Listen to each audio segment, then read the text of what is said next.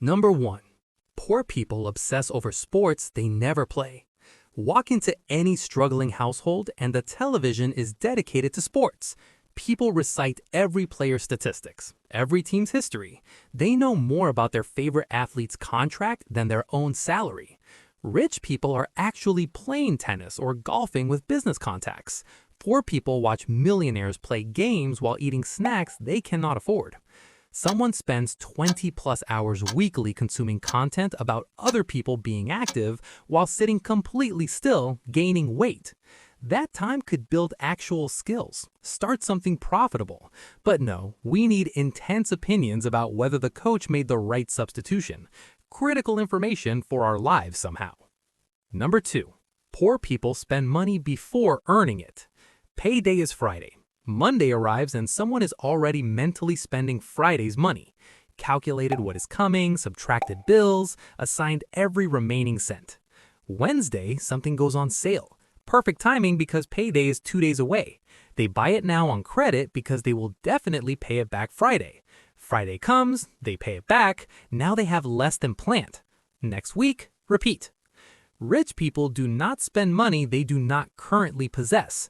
Revolutionary. They wait until money exists. Poor people play financial time travel, borrowing from future versions of themselves who will somehow be richer and more responsible. Spoiler, future you is the same person, just more tired. Number 3.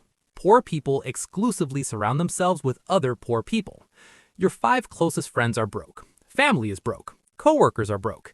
Everyone has identical financial struggles, identical complaints, identical terrible advice. Someone suggests side income.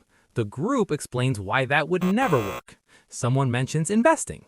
Everyone laughs because investing is for rich people, not normal people like us. Someone talks about career change. The group lists every danger. This is not support. This is mutual agreement to stay exactly where everyone is because change is scary and misery loves company. Rich people deliberately spend time around people operating higher. You cannot learn what nobody around you knows. You cannot attempt what nobody around you attempts. Poor people treat this like betrayal. You start hanging with ambitious people and suddenly you're acting different too. Too good for your roots, forgetting where you came from. No, you're trying to go somewhere and they're upset you're not staying stuck with them. Number 4. Poor people think someone else should rescue them. Something goes wrong financially. Immediate response is looking for who fixes it. Government should help. Employers should pay more. Family should contribute. Someone needs to do something because this is unfair. Sure, situations are often unfair, but waiting for fairness doesn't pay bills. Rich people encounter that same unfair situation and immediately ask what they can do themselves. Not because they love unfairness, because waiting for someone else to solve your problem means staying in it. Taking action means potentially solving it today. Victim mentality is comfortable. If everything is someone else's fault, nothing is your responsibility. Complain forever without changing anything. Very relaxing. Also very permanent. Number 5. Poor people buy liabilities pretending they're assets. Someone gets money and immediately buys something that loses value and costs money to maintain. Car on payments, phone on installments, designer clothes on credit, latest gadgets on layaway. They call this treating themselves. It's buying stuff that makes you look successful to impress people who are also broke and not paying attention. Assets put money in your pocket. Liabilities take it out. That car payment for 6 years? Liability. Phone plan you barely afford? Liability. Shoes worn twice? Liability. Rich people buy actual assets, things generating returns, appreciating value, creating income.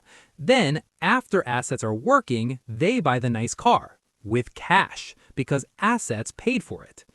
The pattern connecting all 5? Poor people optimize for comfort, entertainment, belonging, and appearance now. Rich people optimize for position, growth, leverage, and actual wealth over time. One feels better today, the other compounds into different outcomes. You learn the 5 patterns. Question is whether you recognize them tomorrow when your team is playing and everyone is watching and payday is coming Friday and that thing is on sale and surely someone will help if things get bad. Those moments, repeated thousands of times, build your financial reality. like if you're choosing growth over comfort.